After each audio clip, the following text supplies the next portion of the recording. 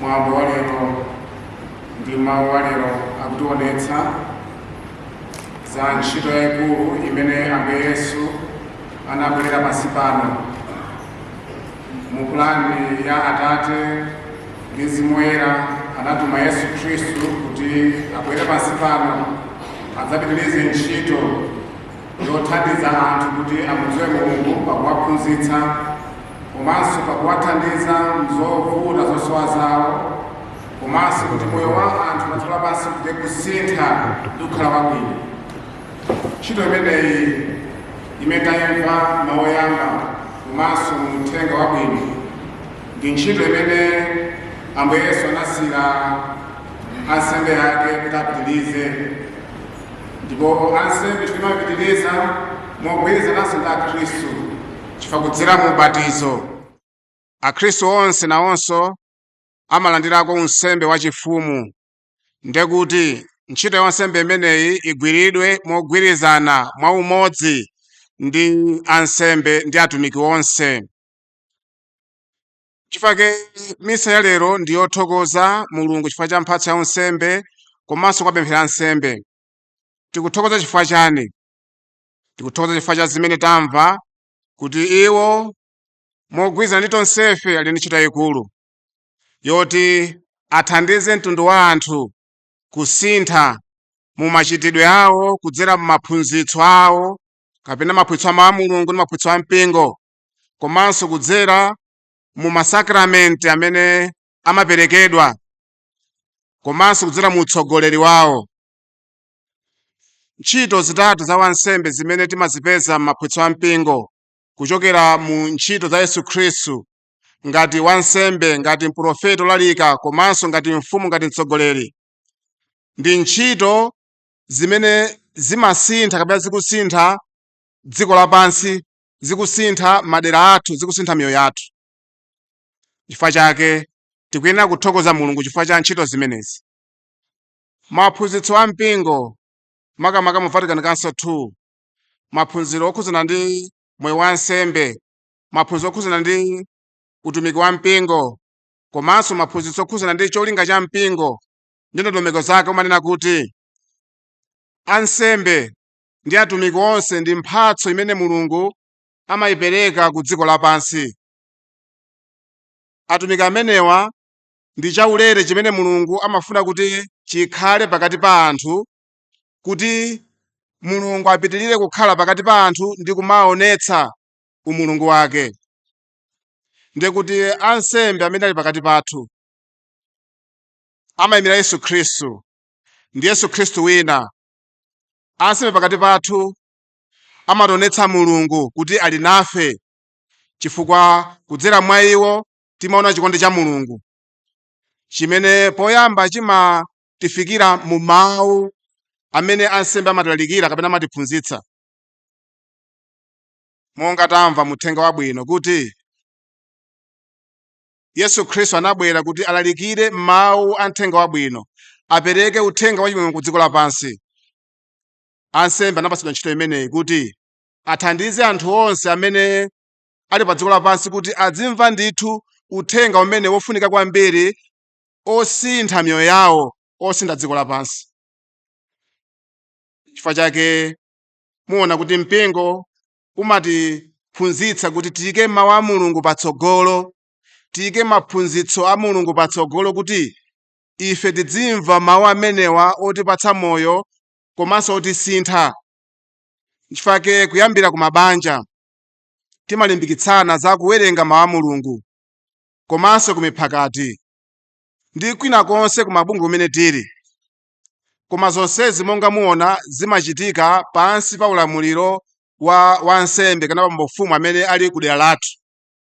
Nchifukwa mabanja athu ndi miphakati athu imakhala mu dera limene wansembe alipo akuyang'anira ndi kulimbikitsa ntchito imeneyi. Lero tikudziwa kuti kumalawi kuno anthu ambiri mawu a Mulungu akuwamva, chifukwa tikamaona ma statistics timamva kuti Akhristu malawi muno ndi opitirira 50%, koma asanadutse mwina 80%. Ngakhale zili chonchi, inuyo mukudziwa kuna kuti mawu a Mulungu amenewa akufunikabe kuti adzilalikidwa kapena tidziwamva tsiku ndi tsiku, kuti ife tidzipitiriza kusinkhasinkha kuti tisinthe moyo wathu mokomera Mulungu, komanso kuti makhalidwe athu amene Mulungu amafuna akhale ogwirizana ndi kufuna kwake. Inunso ndine tikudziwa bwino kuti ngakhale tikunyadira kapena timanyadira kuti Malawi muno anthu opita 50% ndi Akhristu, koma timaonabe kuti moyo wathu sunafikebe pachimake penipeni, chifukwa moyo wachitsanzo chabwino umasowa pakati pathu, kuyambira m'mabanja mwathu. Mwina mmene timakhalira makolo, bambo ndi mayi, timakhala pana chitsanzo chabwino pakati pa wina ndi nzake, komanso pakati pa ana. Makamaka kukhala moyo wa Chikhristu ndi moyo wachitsanzo. Ndipo moyo wa masiku ano, chitsanzo chimodzi chabwino ndi moyo wakupemphera. Ndi mabanja owerengeka pakati pathu amene masiku ano amatekeseka ndi kupemphera limodzi ngati banja. Ngati banja sili kupemphera limodzi, ndi chizindikiro chakunena kuti Chikhristu chimene sichinafike pachimake ayi, tidakalibe ndi ndime yoti tichite, komanso tithandizane. Ndi makhalidwe ena onse amene ife tikuwadziwa pakati pathu, tikamakhala m'magulu, mabungwe, maofesi, makampani, tikuona kuti pali makhalidwe ena amene si abwino amene akuchitika pakati pathu, komanso akuononga dziko lathu, dziko la Malawi. Chifukwa chake ntchito imene ansembe ali nayo mogwirizana ndi ife Akhristu onse ndi ntchito imene ikuyenera kuti ipitirire ndipo tigwire ndithu modzipereka. Chifukwa kuthokoza kwathu lero pa chaka ichi cha Ukaristiya chodalitsa mafuta, chaka cha nsembe, chaka cha umodzi wathu, tipemphenso Ambuye kuti atithandize kuti tisingezinge mozama za udindo ndi ntchito ya nsembe, komanso ngakhale ife ansembe kumene ndi mwayi wathu, kuti pamene tili kumayambiro kwa chaka tisingezike mozama za mmene tikugwira ntchito yathu, tikudzipereka inde, koma tidziona kuti tingathe kuchita bwino koposa mu umodzi ndi Akhristu athu, makamaka pakuona kuti mawu a Mulungu akufunika kwambiri pa dziko lapansi. Takambapo za ku Malawi kuno, komanso mukuona pa dziko lapansi mmene zinthu zikuyendera. Timaona ngati dziko lapansi mwina mayiko anzathu otukuka ali patsogolo mwina ndi chitukuko kapena ali civilized, koma tikuona kuti mawu a Mulungu anthu amene wakuwasowabe pakati pawo, kuti athe kumvetsa kufuna kwa Mulungu, makamaka zimene Ambuye Yesu atifotokozera zimene adzera pansi pano. Soza kuti ntchito idakalipo yoti ifeyo tilalikire amphawi nthenga yabwino, tilalikire anthu kuti atsekuke maso, azitha kuona zoona zenizeni ndi zabwino zimene zingathe kutukula moyo wa anthu pa dziko lapansi. Pamene tikuona ndi kuthokoza Mulungu chifukwa cha moyo wa ansembe, misa ya leronso kutipatsa mpata wodalitsa mafuta. Mafuta amenewa ndi zida zaulere zimene ansembe amagwiritsa ntchito, zimene mpingo umagwiritsa ntchito kuti ife tilandire moyo wabwino, ndi kuti ndi gawo lina limenelo lopititsa patsogolo ndi kulimbitsa moyo wathu. Kupatula mawu a Mulungu amenewa, pali zinthu zina zimene Mulungu amatipatsa kuti zithandize moyo wathu, kuti moyo umenewu ukule ndithu fanefane ndi Mulungu, komanso kumene Mulungu. Chifukwa mafuta akatikumeni ndi mafuta amene amathandiza kuti anthu amene akufunafuna Mulungu, akufuna kukhala Akhristu, athandizidwe. Kudzera mafuta amenewa ndiye kuti mbumba ya Mulungu imakula, imalimbitsidwa kuti ikhale yoyera, komanso kuti ikagwire ntchito yopitiriza kulalika uthenga omwewo wabwino. Mafuta odwala amathandiza tonsefe kuti pamene tavutika tadwala tilandire chikondi cha Mulungu chimenechi kudzera mu zaulere zimene za m'mafuta. Mafuta a anthu odwala amatibweretsa ife Mulungu pafupi nafe pamene tidzozedwa, ndiye ndi Yesu Khristu amene akubwera ife kudzatikhudza, monga machitira tikamamva Malemba Oyera kuti amasanjika manja pa odwala, amawakhudza. Enanso amangopemphera ali patali.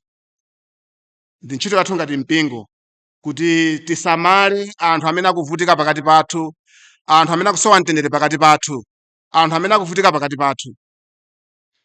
Mafuta amenewanso sangoyimirira utumiki wa nsembe koma ndi utumiki wa tonsefe, chifukwa tonsefe ndife zida za Yesu Khristu zobweretsa moyo wabwino kwa ena. Chifukwa miphakati mwathu tikamasonkhana timaunikirana, timauzana kuti kodi mphakati muno amene akudwala ndani, kapena kuli matenda, timanena aya uje akudwala, ndipo timasankhana aya uje mukazonde. Komabe ngakhale nasankhidwa, koma ndi ntchito ya mphakati wonse Khristu aliyense kuti apite akalimbitse anzawo amene akudwala, kapempherera, akathandize. Chimodzi choyendera kudwala ku chipatala ndi ntchito ya tonsefe. Mafuta amenewa ndi ogwiritsa ntchito ansembe, koma tanthauzo lake nona kuti mafuta amenewa ndi ampingo, ndi kuti tonsefe amene tili ndi usembe wachifumu ngati Khristu ene wake tili ndi udindonso nafe kuthandiza ena amene akuvutika pakuwasamala. Inde pamene tikamba zimenezi palinso makhalidwe ena pakati pathu amene akubwera. Timaona tikamagawana mafuta panjapo pamabwera Khristu ena, ayi asista ndigere nkoni mafuta inenso kuti ngagwiritse ntchito. Ayi, mafuta amene ogwiritsa ntchito ndani kodi? Ansembe. Ngakhale kunena kuti inuyo mukaone odwala koma sinde kuti mukadzoza ndi inuyo, ayi, chifukwa limene ndi sakalamenti olipereka ndi wansembe. Inuyo kapemphereni chifukwa muli ndi udindo umenewu, mulinso ndi mphamvu yoti mukhoza kupemphera amene akuvutika ku nyumba kwanu, kumphakati, komanso kai ku chipatala kuti achire. Mapemphero amene timapemphera amathandiza, koma mafuta ogwiritsa ntchito ndi ansembe okha. Mafuta akirizima ndi mafuta amene ali amtengo wapatali, chifukwa ndi amene timapereka pa ubatizo kuwalimbitsa amene akubatizidwa kuti adzozedwe kukhala Yesu Khristu wina, Yesu Khristu mfumu.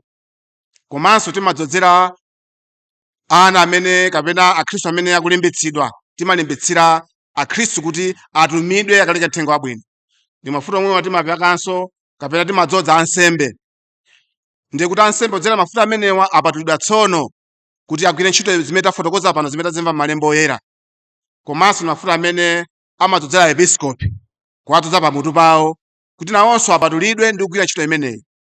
So muona abale kuti mafuta amene tikudalitsa pano ndi othandiza mbumba ya Mulungu pa dziko lapansi kuti ilandire chithandizo cha Mulungu komanso isinthe.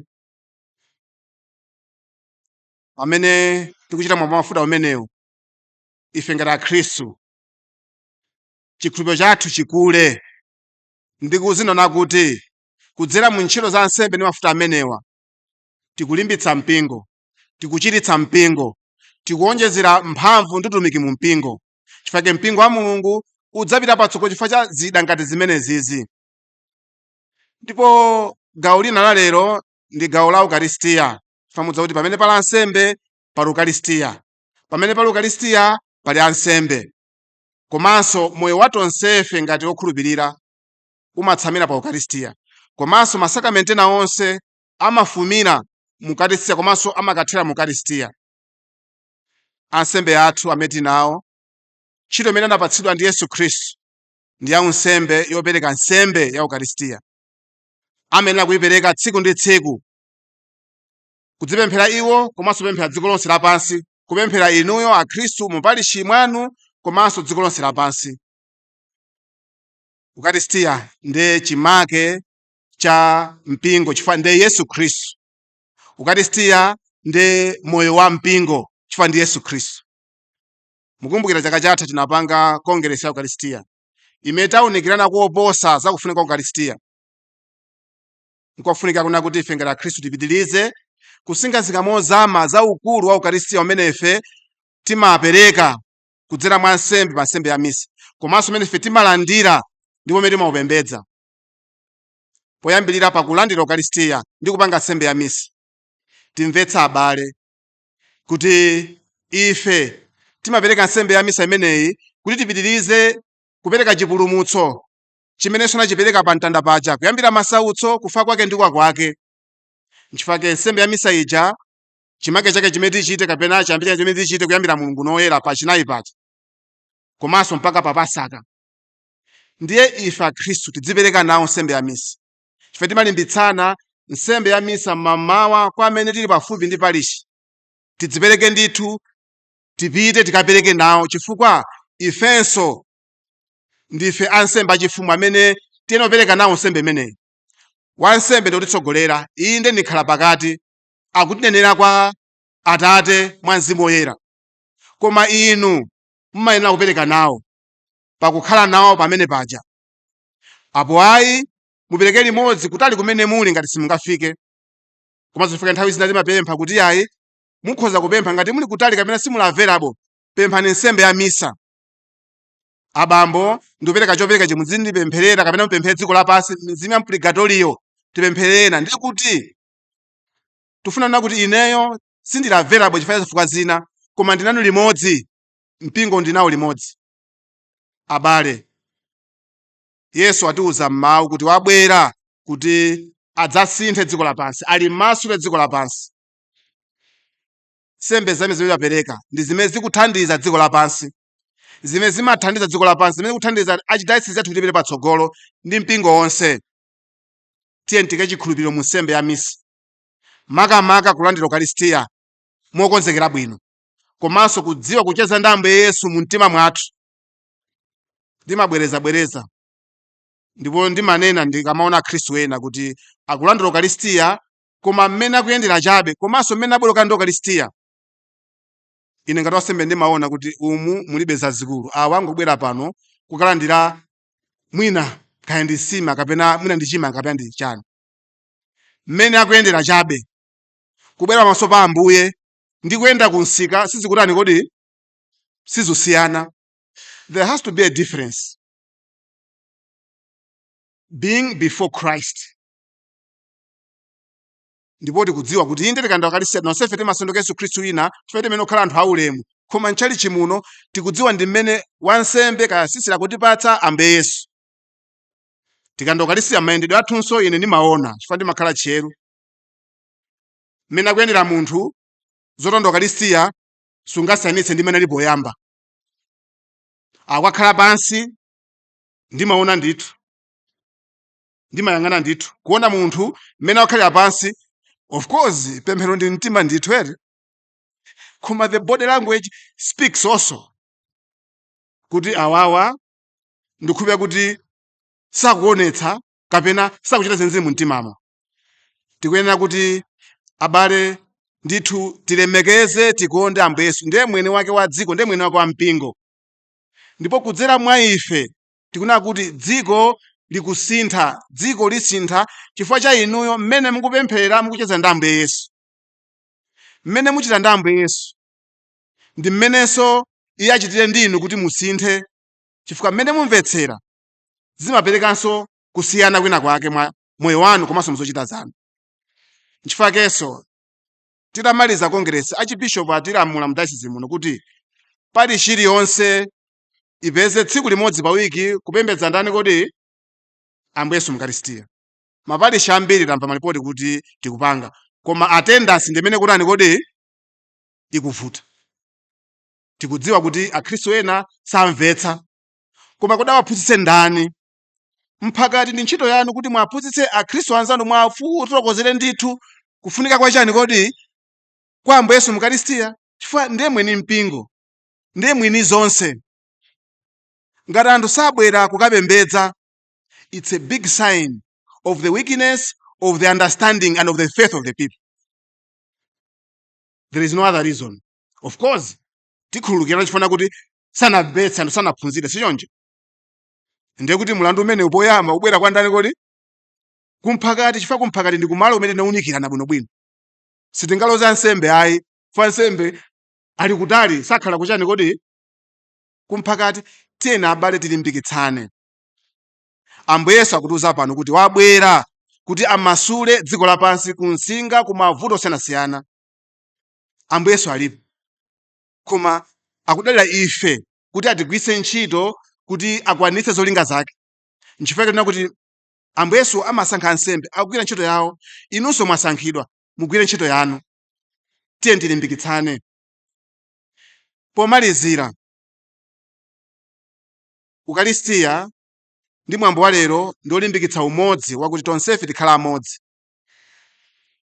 titumikire mu umodzi, tili ndi maudindo osiyanasiyana. Ena ndi ansembe, ena ndi bambo mfumu, ena ndi othandiza, ena ndi asistere, ena ndi abrother, akulu amphakati, ena ndife akhristu. Tili ndi maudindo osiyanasiyana kubanja kwathu. Mwambo wa lero ndolimbikitsa umodzi. Ansembe ndi episkopi wawo, ansembe ndi akhristu wawo, tonsefe ngati banja limodzi. Zonsezi tikukamba pano tikazipanga mu umodzi zitipatsa mphamvu, koma zitipangitsa kuti tilalike mthenga umenewu mopanda mantha, komanso ndi zaulere kuti tisinthe dziko la Malawi ndi dziko lapansi. Umodzi abale ndofuna kwambiri m'magwiridwe athu a ntchito, kuyambiranso ife ansembe. Umodzi m'makomuniti mwathu, asistere umodzi m'makomuniti mwathu. Ndife anthu ndizoona timatha kusiyana mamvetsedwe a zinthu, sitingamvetse zinthu chimodzimodzi, koma ifo tidalumbira kuti tikhala pamodzi, sitinokakamira gawo lathu kuti ayi ine ndili chonchi, palibe zoti uli chonchi. Polumbira udalumbira kuti ndikakhala mcommunity, palibe zoti mundimvetse ndine otere, palibe. Apwayi manga katundu udzipita kwanu. Chifukwa ngati ulimbira kuti ine ndile chonchi, Yesu Khristu mwa iwe mulibe. Because Jesus Christ changes us and transforms us to be better and be community member. Zipani zathu, kusiyana kwa makalizimu, kusapangitsa kuti tisiyane mu diocese muno. Ayi. Makalizimu athu ndi mphatso ya Mzimu Woyera kuti ibweretse chosowekera mu archdiocese muno. Tikuyenera kukhala amodzi. Ndipo kalizimu yathu ifikire wina aliyense, ndipo itipangitsenso kudzichepetsa kuti anzanga ndine mphatso iyi ndimvetse, kuti kenako tilumikizane tigwire limodzi. Tikuyenera kupitiriza kukhala na banja limodzi ngati achidasi alilongwe. Mpingo ndife tonse, timenda limodzi, ndipo tipitirize kuyenda limodzi. Chifukwa mu umodzi muli mphamvu, komanso mu umodzi umene ndimene tikhale mboni zenizeni za Yesu Khristu ku dziko lonse lapansi. Tipemphere kuti Mulungu Mzimu Woyera misa ino atithandize aliyense mkhristu kuyambira kubanja kumphakati. Timvetse za udindo wathu ngati ansembe achifumu, pamodzi ndi ansembe athu odzozedwa, pamodzi ndi asistere ndi abrother, kuti tikhala amodzi ndi kuchita zonse zimene mpingo utipatsa kuti tilalike mthenga wabwino ndi kusintha dziko la Malawi ndi dziko lapansi. Amen.